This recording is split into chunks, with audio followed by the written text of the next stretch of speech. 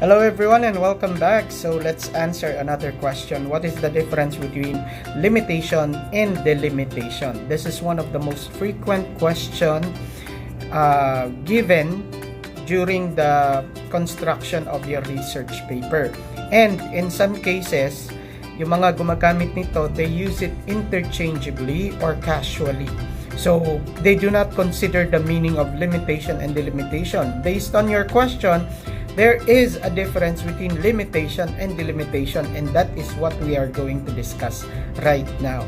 So, limitation and delimitation, or the whole title is scope and limitation, or if you're going to use delimitation, it will be scope and delimitation, is found in the first chapter of your research paper, the problem and its background, which is chapter 1.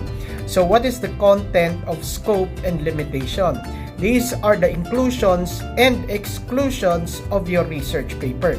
Yung mga kasama, yun yung scope. Yung mga hindi isinama o hindi kasama, yun yung limitation or delimitation. Now, let's go to the difference between limitation and delimitation.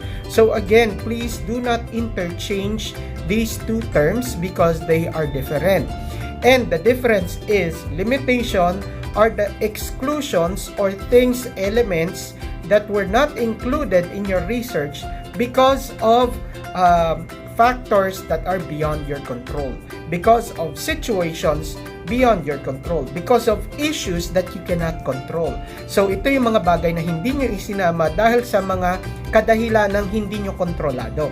So that is what you mean by limitation. Now, what do we mean by delimitation? When you use the term delimitation, these are the things that you decided as a researcher not to be included or not to include in your research because of justifiable reasons. So, example, I did not include all of the respondents, all of the schools, if you have different schools, because of the following reason.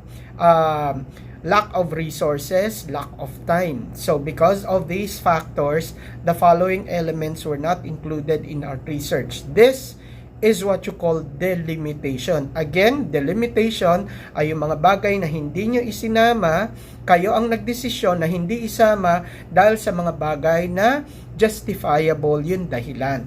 So ito yung pagkakaiba ng scope and delimitation of the study. So try to decide whatever you want to use based on the context of your research, based on the need of your research. So I hope this was cleared to you, and hopefully you can use the correct term and the proper